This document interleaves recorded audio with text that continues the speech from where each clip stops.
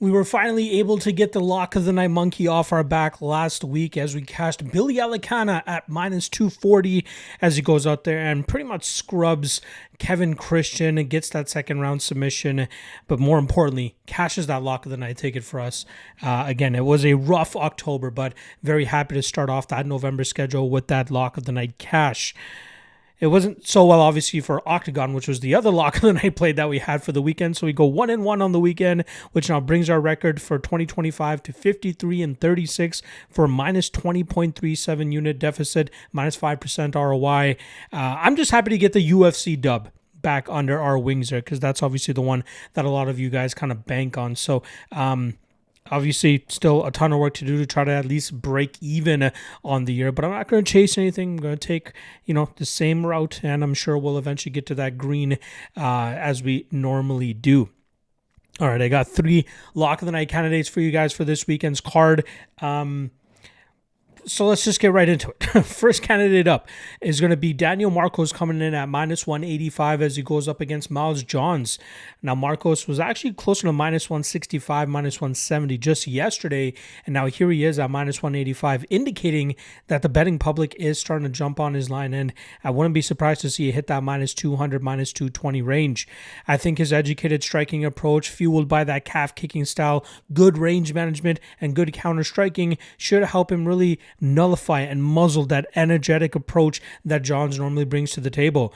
Johns will have a little bit of a speed advantage early, but I'd be surprised if that helps him gets off on enough damage to finish Marcos.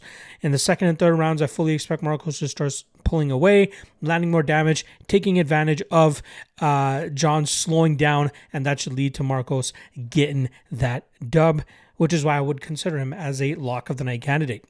The second lock of the night candidate is going to be Ricky Simón, coming in at minus 170 as he goes up against Raoni Barcelos.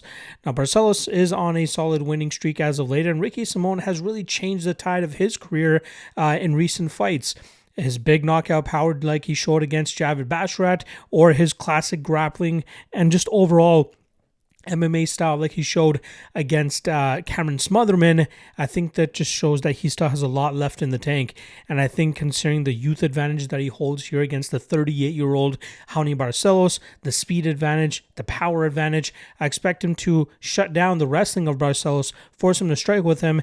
And technically speaking, Barcelos might be the better striker, but I think his athletic shortcomings will be the difference maker. And I think Simón will take full advantage of that. And I think that could even lead to a Simón knockout victory, which again, I would consider him as a lock of the night candidate.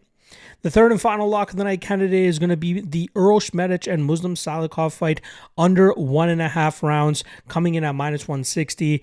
I really expect Medic to snipe Salikov from distance here and end up getting the finish, but just as Salikov has showed in recent fights, he can crack as well. And if Medic is not minding his P's and Q's, Salikov will be able to crash that pocket or counter and find that big shot of his own. So I think violence in this matchup is kind of guaranteed, and I'd be surprised if this ends up going over 1.5 rounds. Medic is synonymous for finishing fights under 1.5. I think he's only been to the third round once in his career, and I think that holds true here. As one of these guys gets to finish, I think it's going to be Medic, but regardless, this under 1.5 covers either outcome, which is why I would consider it as a lock of the night candidate.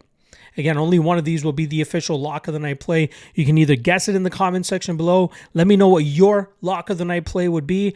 Otherwise, check out the MMA LOTN Patreon page where I've already posted it for the members over there. And yeah, I will be maybe dropping an LFA lock of the night play as well. I'll have a full card breakdown for that on the YouTube page on Thursday, probably Thursday evening, so stay tuned for that.